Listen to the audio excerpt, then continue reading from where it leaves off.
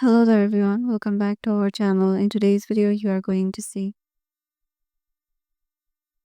Instagram, how to do or see Instagram private account posts. So let's head over to our Instagram application first.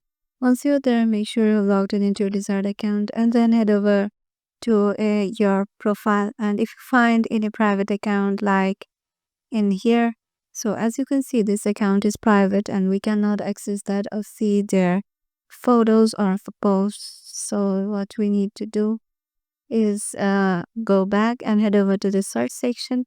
And if you know a place they have recently visited, and suppose I'm searching for this one, so in the places down below you can see the posts that have tagged in these tag this place.